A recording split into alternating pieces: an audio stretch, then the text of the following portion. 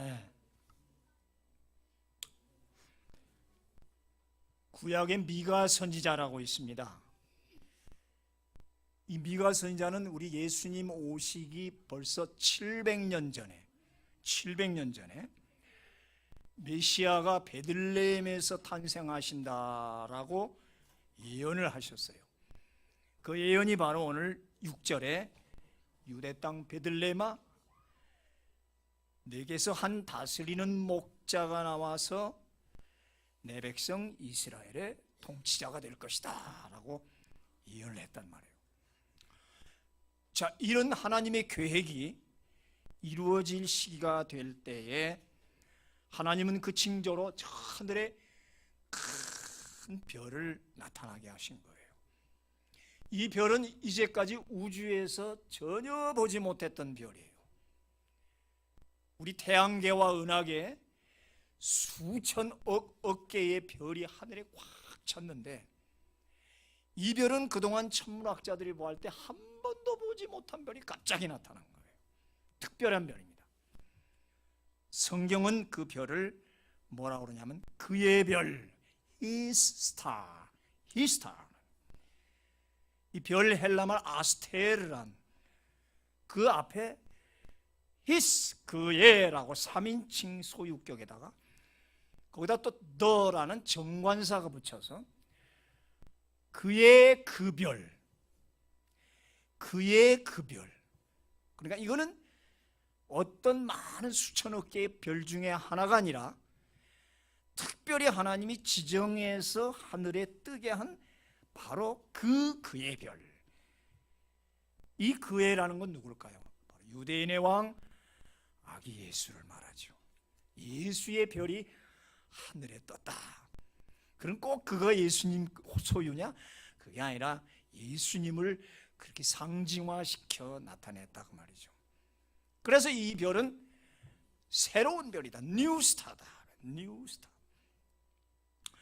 성경은 이런 천체 현상을 객관적으로 과학적으로 설명하기 위해서 동방박사라는 자들을 등장을 시키는 거예요. 동방, 아나톨레라는 헬라 말은 워낙 뜻이 해 뜨는 곳이라 그 말이에요. 우리가 말하는 동쪽 이스트라는 말은 히브리어 헬라 원뜻은 해 뜨는 곳이다. 그러니까 해 뜨는 곳이 어딘지 모르지만 저 동쪽으로부터 그렇게 박사들을 그 별을 보이게 했다. 이 박사라는 말, 마고이라는 말도 워낙은 신통력, 꿈을 잘 해석하는 그런 신통한 제사장이나 예언자를 말했어요. 그리고 더 나아가서는 하늘의 별, 안드로메다 자리, 저 퀘이사, 많은 그런 별들을 연구하는 거예요. 이 점성술가라고 그래요. 점성학자, 혹은 우리로 말하면 천문학자. 예. 그러니까 이 사람들은 주로 어디 있냐면 바벨론과 페르시아 쪽에 살았어요. 페르시아에는 아주 유명한 천문학자들이 살고 있었다는 거죠. 그러니까 당대 이 사람들은 최고의 학자들이었어요. 단순한 그런 점성술가 아니라 지식도 많고 지금으로 말하면 최고의 과학자들입니다. 그러니까 하나님이 유대 땅 베들레헴에 아기 예수 난다는 걸 하늘의 징조로 보여주는데 일반 사람들에게 보여준 게 아니라 천문학자에게 보여줬다는 건 얼마나 정확한 사건이라는 걸 가르쳐주는 거예요. 객관성이 있다. 너무 과학적이다. 왜? 천문학자들이 발견한 별이니까. 그렇죠? 그래서 이 마태복음에 나오는 그의 별, 이제까지 하늘에 보았던 기존의 그 어떤 스타가 아니라 the his 스타란 말, 바로 그 별이라. 그러니까 갑자기 그 천문학자들의 눈에 비치는 독특한 별이 나타나니까 얼마나 놀랬겠어요. 그 사람들도. 와, 신기하다. 저 별이 뭐냐? 우리 그동안 보지 못한 별이 저렇게 밝은 게 나타났다. 그 말이죠.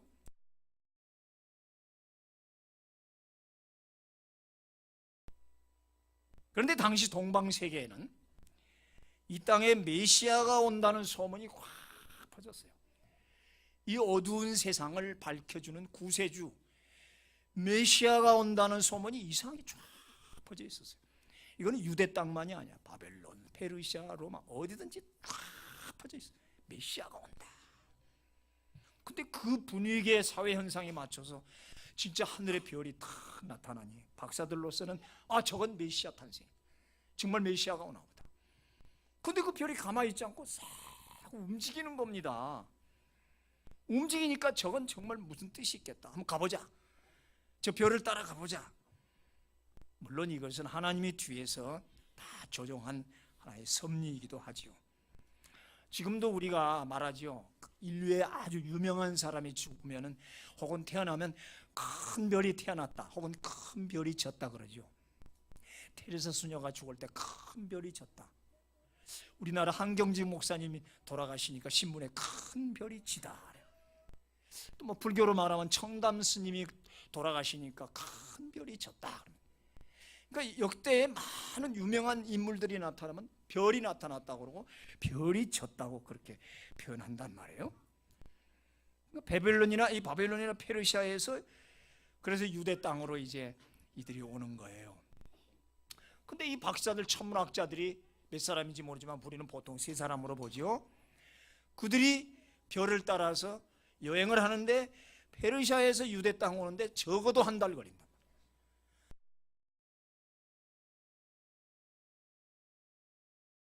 생각해 보십시오.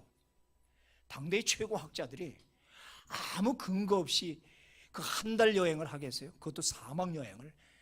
이건 분명히 그들에게 뭔가 계시적인 게 있었다는 사실이죠. 오직 그 별 하나를 따라서 그 먼 한 달의 여행을 그렇게 오는 거 볼 때 이건 예산 일이 아니다. 그리고 이 박사들은 그래서 상당히 마음이 설레어서 왔다. 자, 그의 별은 박사들을 예루살렘으로 인도했습니다.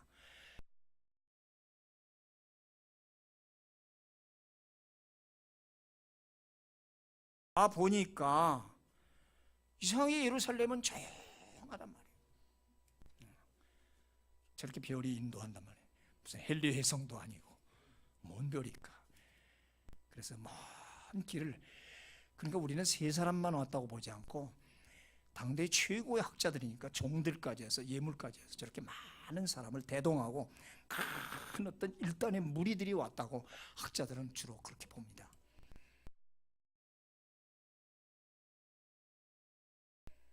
그런데 지금 예루살렘 성 쪽으로 별이 이제 인도를 해서 도착을 했는데 그 별이 당시의 마국간은 저렇게 동굴 속이든지 그렇거든요.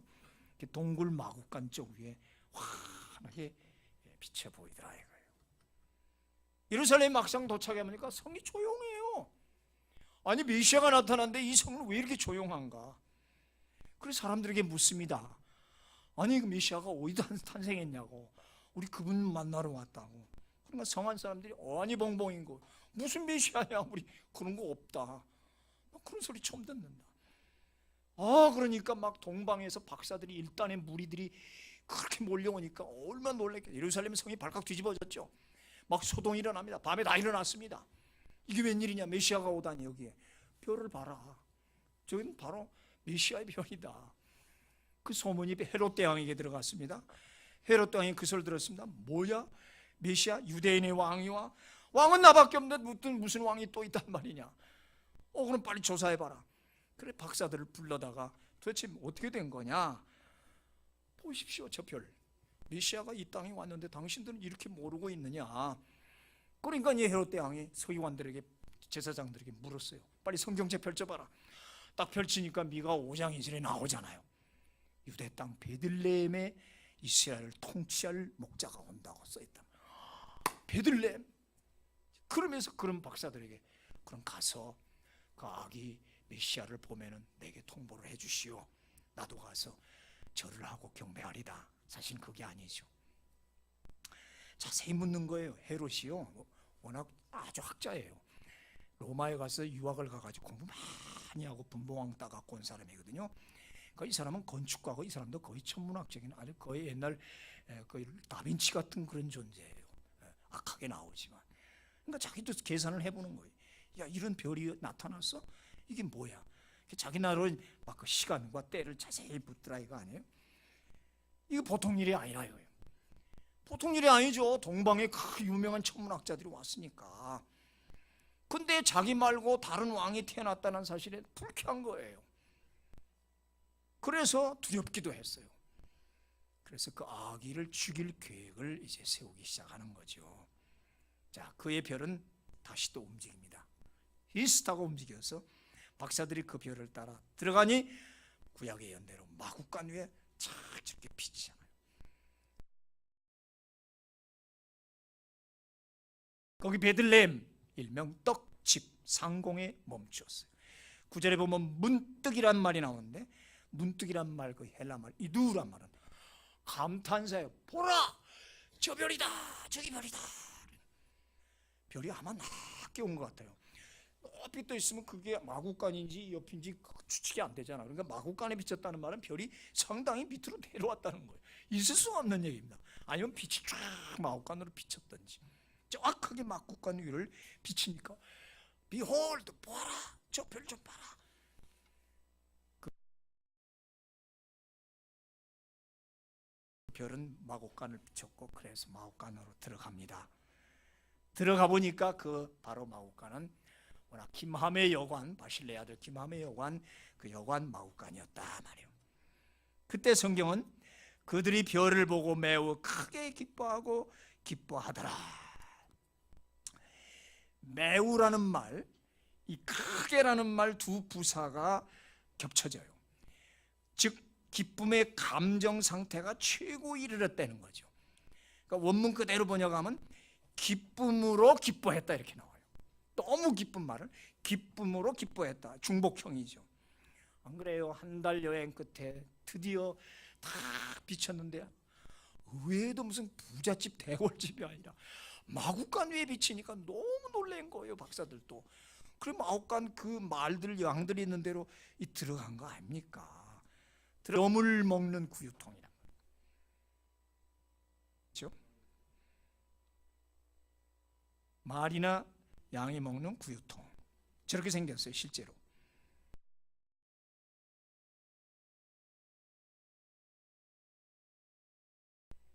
저기다 보자기 깔고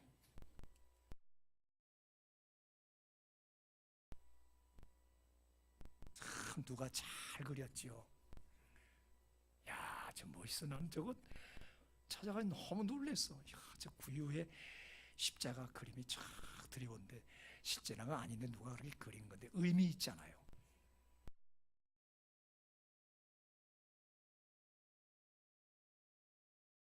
근데 세상에 그 구유의 보자기에 아기가 강보에 보자기에 쌓여서 새근새근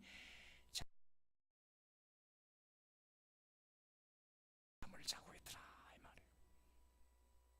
응? 아버지 요셉과 마리아가 그 아기를 안고 있습니다. 동방 박사가 와서 예물을 드립니다. 그 큰 별 앞에 거기 경배했다. 이 경배라는 말 원뜻은 굽실거리다. 굽실거린다. 혹은 무릎을 꿇다, 엎드리다, 이마를 땅에 대고 입맞추다, 존경과 경의를 표하다. 곧 예배 행위죠. 이상에 오신 그리스도 구세주를 저 먼 동방의 박사들이 와서 예배를 드렸더라. 예루살렘 성 안에 있는 사람들, 유대인들은 다 잠자고 있는데 정작 아기 예수에게 경배 예배를 드리는 사람은 저 페르시아의 천문학자들이 왔다 이 말이에요.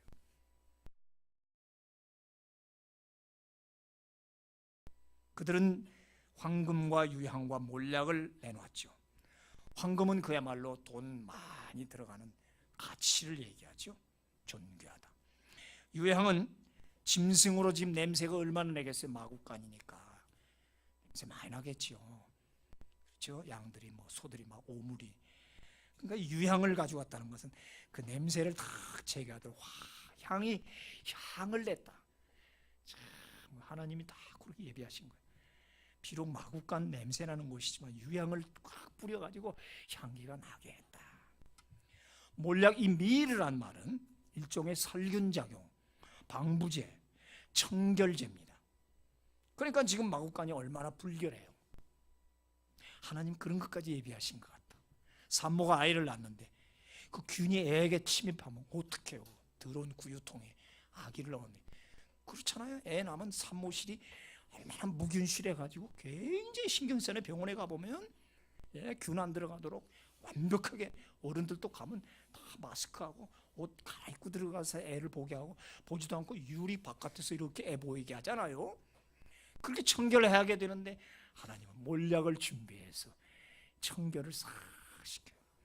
그래서 이 몰약은 산모에게 그리고 주위의 더러운 불결한 환경을 개조시켜서 청결케 해주는 약품 구실을 했다는 거예요. 그리고 이 황금은 그 이후로 바로 헤롯이 죽인다는 소리를 듣고 도망을 가잖아요. 아기를 안고 부부가 애굽으로 피난을 가 3년 동안 피난 생활하는데 뭐 먹고 살 거예요? 하나님이 황금을 주셔갖고 그 황금으로 3년 동안 피난살이 하는데 아무 불편 없이 살도록 생활비를 하나님이 이렇게 제공했다. 자, 이렇게 생활비, 향수, 청결제, 그 아이에게 균이 옮지 않도록 하는 이런, 실제로 자세히 연구해 보면 이게 단순한 예물이 아니라는 거예요. 이렇게 하나님은 준비했단 말이에요. 그날 밤 요관에서 잠을 잘 때 하나님은 그 박사들에게 꿈으로 계시를 합니다. 헤롯에게 가지 마라. 보고하지 말고 곧바로 너희 나라로 돌아가라 명령했어요. 돌아가지 말고, 돌아가단 말이 두 번 나와요. 돌아가지 말고 돌아가라. 똑같은 우리말은 돌아가다인데 영어는 turn back, 왔던 길로 turn back, 뒤돌아가지 말고, 돌아가니라 이 말은 go back, 니네 집으로 가라. 그러니까 둘 다 돌아가다 하는데 앞에 돌아가는 거는 왔던 길로 turn back, 뒤돌아가는 거 return인데, 뒤에 돌아가단 말은 영어로만 departure, 떠나가라, 철수해라. 이걸 잘 생각을 해야 돼요. 오늘 마지막 메시지 이거예요.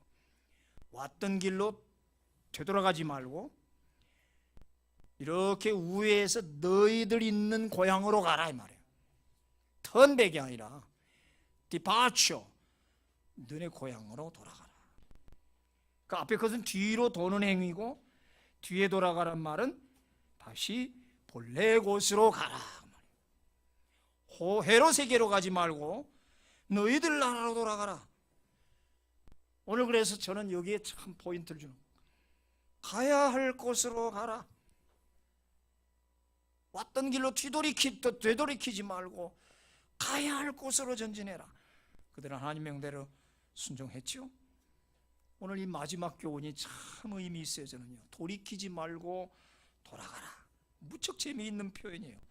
신자는 뒤로 돌아가면 안 됩니다. 신자는 등에는 갑옷이 없다. 유명한 그런 메시지가 있죠. 존 버년이 한 소리예요. 신자의 등에는 갑옷이 없다. 무슨 말이에요? 화살이 와도 갑옷을 뚫지 못하는데 뒤에 갑옷이 없기 때문에 뒤돌아서면 화살에 맞아 죽는다.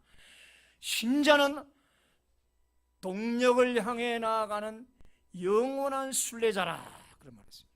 우리 예수 믿는 사람은 동력을 향해서 계속해서 나아가는 영원한 순례자다. 돌아서면 죽는다. 뒤돌아서면 화살을 맞는다. 돌이키면 죽는다 이거예요. 성도는 앞을 향해 가는 순례자다. 2016년에서 2017년 신년을 향해 곧바로 나아가야 된다. 광야 이스라엘 백성이 가다가 힘드니까 애굽으로 돌아가자. 그래서 반란을 일으키고 모세에게 토를 들어 죽이려고 하고 반란 일으킨 사람들은 다 죽었습니다. 돌아가자고 하는 사람은 다 하나님이 죽였어요. 그러나 나머지는 계속 앞으로 전진 계속 직진이란 말이에요. 그렇죠? 필그림 순례자에게 뒤는 없습니다. 아멘. 오직 앞에 것만이 있습니다. 율법에 이런 말이 있죠. 성전을 남쪽으로 들어가면은 뒤로 남쪽으로 나오지 말고 곧바로 북쪽으로 나가고, 만약에 동쪽 문으로 들어간 사람은 동쪽으로 되돌아가지 말고 서쪽으로 나가라 그랬어요. 한 번 들어왔으면 계속 나가야지 뒤돌아가지 마라. 2016년, 2015년, 2014년으로 돌아갈 겁니까? 돌아갈 필요도 없고 징그러워요. 옛날 과거는. 우리는 계속 희년 계속 앞으로 전진하는 사람이란 말이에요. 그렇죠? 계속 go ahead, go ahead, 계속 앞으로, 앞으로, 앞으로, 계속 앞으로 나아가는 사람. 이것을 우리는 바로 형통이라 하잖아요. 형통이란 말이 뭐예요? 계속해서 앞으로 나아가는 존재. 우리 계속 그렇게 앞으로 나아가는 그런 전진하는 자가 되기를 축원합니다. 전능하신 하나님 감사합니다.